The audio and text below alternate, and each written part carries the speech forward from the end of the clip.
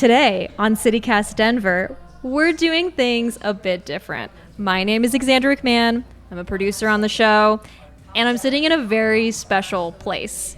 It's one of the last lesbian bars in the country, and it's right here in Denver on Colfax. It's Blush and Blue.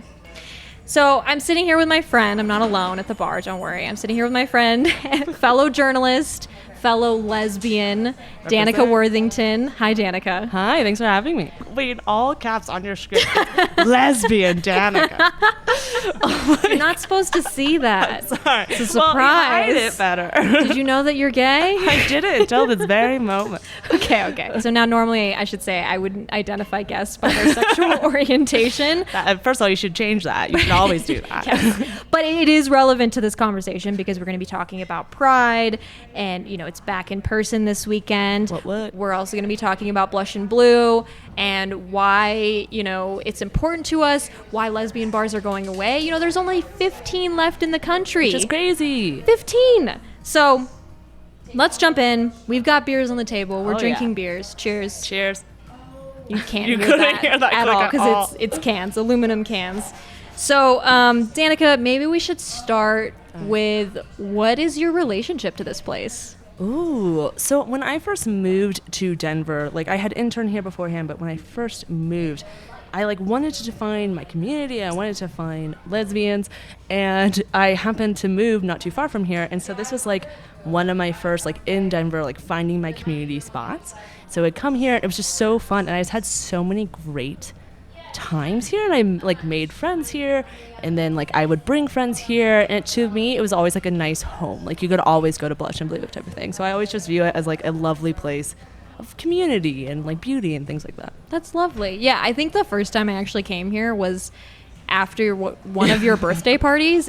And it was one of those places where I was oh, I really want to check it out. I just hadn't yet. And then your birthday party was winding down and everyone was let's go to Blush and Blue for an after party. And it was the first time I came here and it was exactly what I expected. Very divey, but you just immediately feel safe and at home. And you're just oh, these are my people. Yeah, it's a giddy feeling too, because I think there's so few times there's so few gay places, and if they are, they tend to be geared toward men, so you still kind of feel like a stranger in your own space. And this was one of the few places where you're no, this is for me, and that giddiness of oh my god, there are lesbians everywhere. Right, they're just running wild. They're just and running free. wild. I know, yeah, exactly. So I mean, what other memories do you have? Because, I know when we were talking about doing this, you were telling me about some of the crazy times you've had here. So I'm wondering if you can tell me more about that. Yeah, well, there's been so many fun times. There was a time we watched the women's national team, win, and so that we were all here watching that. I watched Hillary Clinton lose here. What was that? That was going here, everyone, you could tell there was ecstatic. Everyone was yeah, this is gonna be our first woman president. And then as the results were rolling in, everyone's okay, it's not looking that's gonna happen. And then I think finally, I forgot what state it was, some state came in and there was a butch lesbian back, well, not gonna happen. And we're all all right, we gotta start backing up. The butch told us it's not gonna happen. The butch said no. Yeah, and so that was it was weird to feel the shift change of oh, we're gonna get a woman president, to not doing that. It was a palpable change. But I've also just had hilarious moments of I think I'm making a friend, someone's trying to get my number, and things going terribly wrong and things like that. Or once we tried to go to a concert and we accidentally came a week early for it. So then we were well, we look really hot, let's just go to Blush and Blue on a Thursday just to have a good time.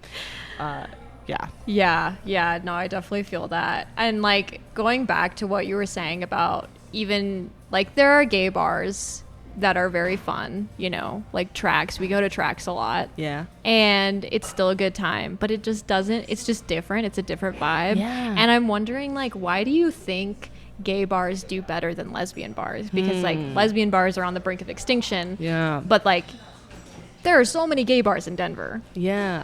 Well, I wonder if stepping out a bit, it's kind of, you look at broader socioeconomics, and it's gay men still get paid more than women by the nature of it. And so I think that they have more disposable income because of that, and so they're more wanted by advertisers because of that, and so it's a lot easier. But I also think, look at broader straight culture, people are never like, let's go to the lesbian bar. It's always like, oh, God, no. But the gay bar, that sounds fun. Like, straight women love to do that. They love to dance. Because a lot of gay male spaces are dancing spaces. So they want to dance. So they go there, and then all the straight men follow the women there. So I think it's kind of like the broader community also supports those places. So they do better versus like lesbian bars. Straight people don't want to go to a lesbian bar. Right. It almost feels a little bit more exclusive here. And, like, not, like, saying, like, straight people can't come in here. No, like, it's just for lesbians. But, like, I do see that, like, people who come here are looking for a very specific type of community. And it's not just, like, a casual kind of, like, oh, where should we go? We could just go to Blush and Blue and have a drink, you know? Well, and it's also interesting because, like, so many, going back to, like, gay bars being a lot of dance kind of places, like, there's just, like, something to, like, there's a reason to go versus, like, this is just a dive bar, and Denver has many a dive bar. So if, like, you're not part of the community, you don't really have a reason to go there versus, like, Denver doesn't have a lot of dancing places. So that's at least my take for Denver specifically. Yeah. When I was thinking about this, I was also wondering if, like, you know, there is this hierarchy that exists within the LGBTQ world. And I wondered if that had anything to do with the fact that, like, lesbian bars are rarer than gay bars because, like, you know, and like sociologists have written papers about this hierarchy. It's always going to be like men are on the top, like gay men, and then white gay men, and then white gay women, and then you know, men of color, women of color, and then unfortunately, tragically, like on the bottom is trans people, like our trans folks and our non-binary folks.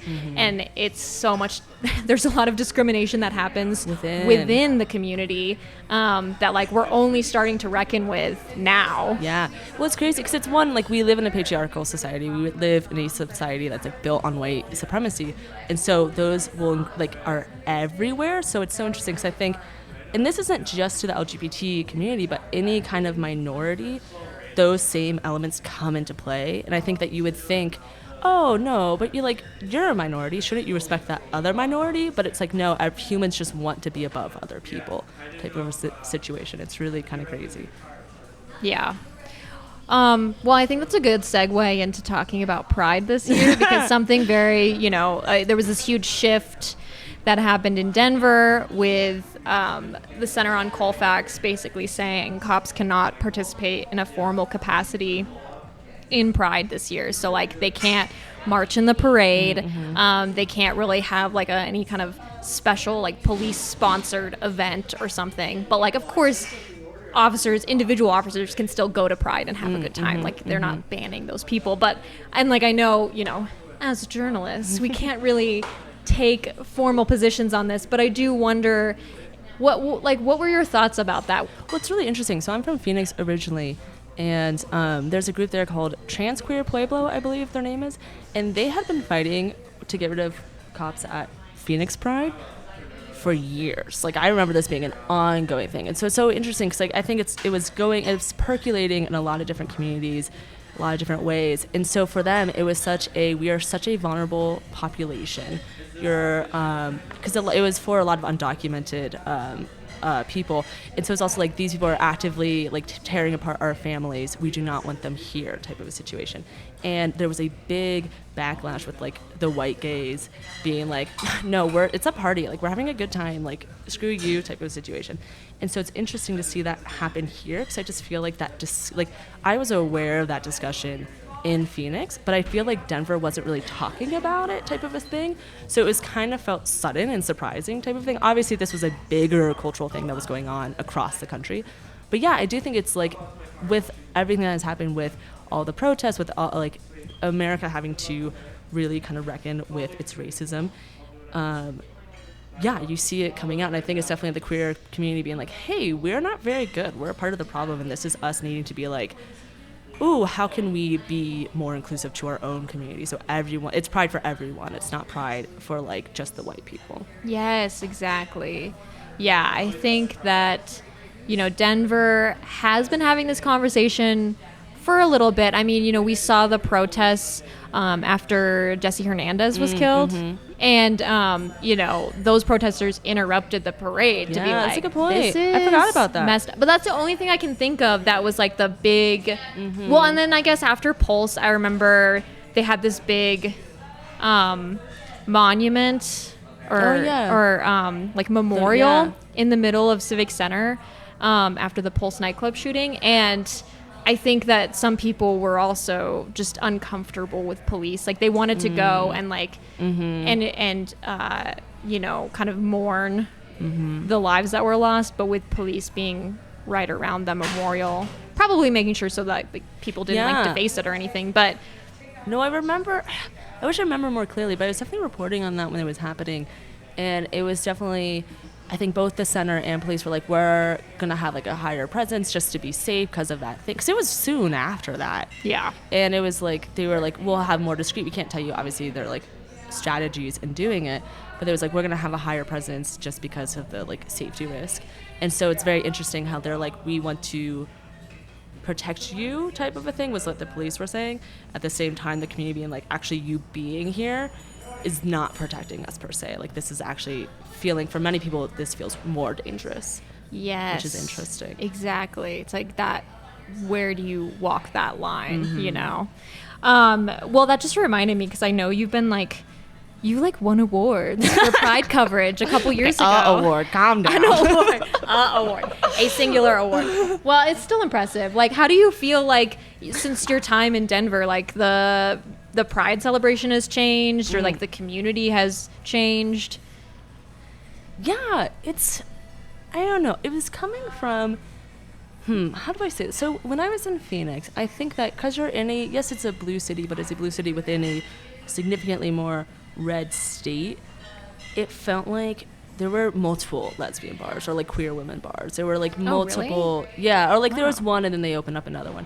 I think it actually closed. Anyways, not the point of this. But like it felt like there was more of a community. And I don't know if that was because I was in college at the time, so you're kind of more surrounded by things.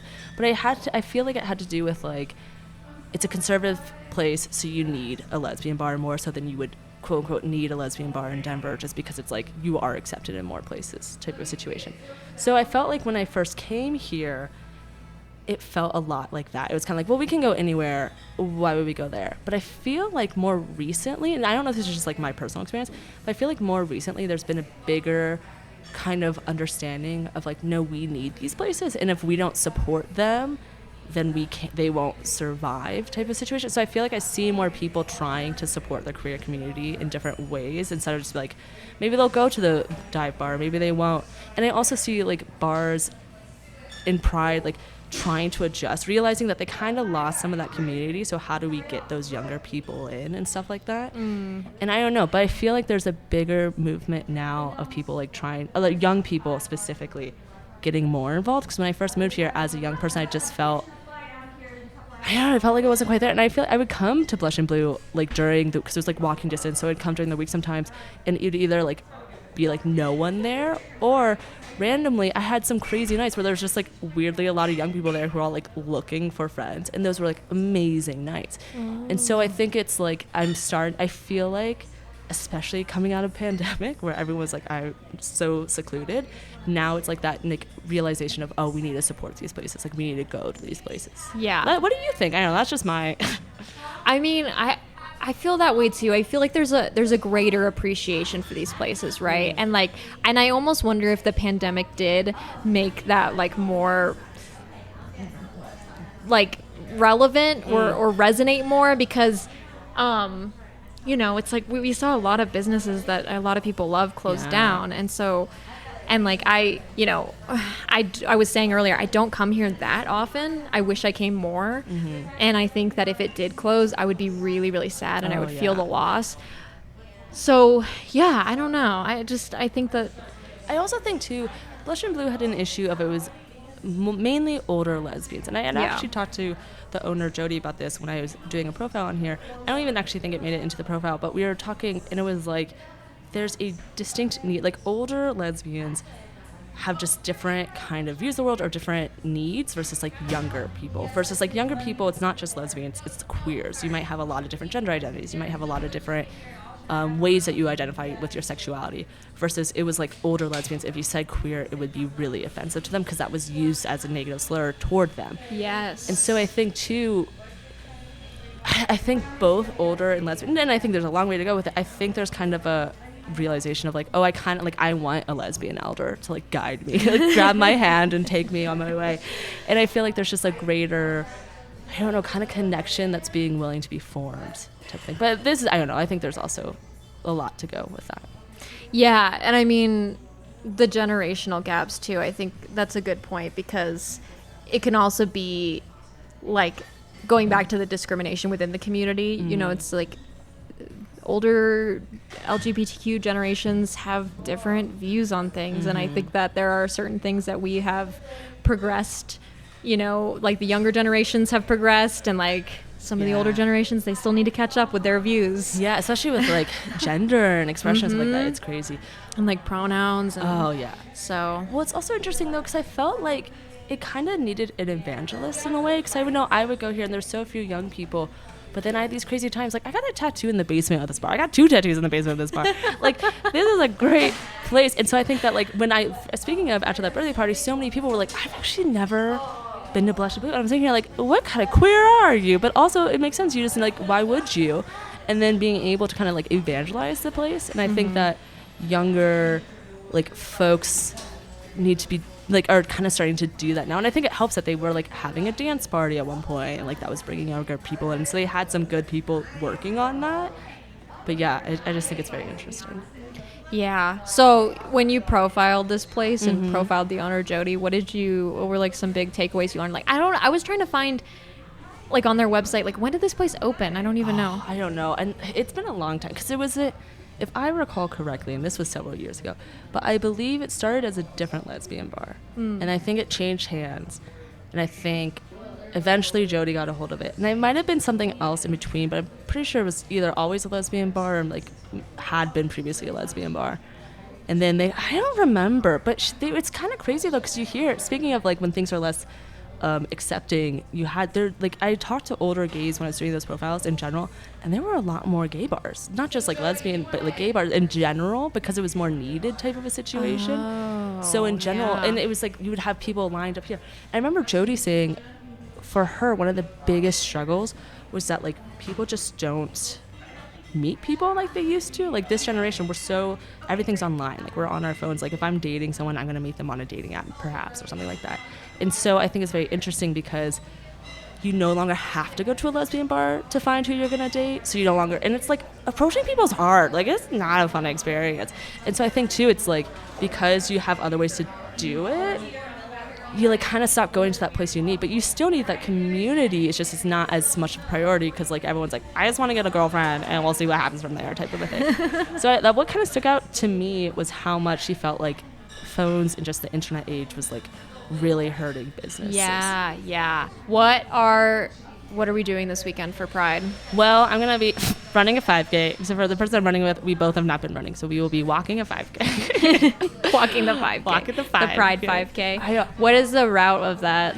So it starts at the Capitol, it goes to Cheeseman, and then it comes back around. Okay. Yeah. I don't know. I think the festivals, you can go to the festival or whatever. Is the festival happening this year? No, I mean it's a bunch of Pride hubs. So the big one I think is going to be at the center on Colfax, and in their parking lot they're doing like a beer garden and like a DJ, and so there will be dancing there. So that one sounds cool, and I think that's going on every night this week. So I kind of want to check that out. Yeah, that'll be cool. Blush and Blue is also doing stuff every night. Friday night they're doing a party. Saturday night, Sunday they're doing this thing called Cirque du Soleil.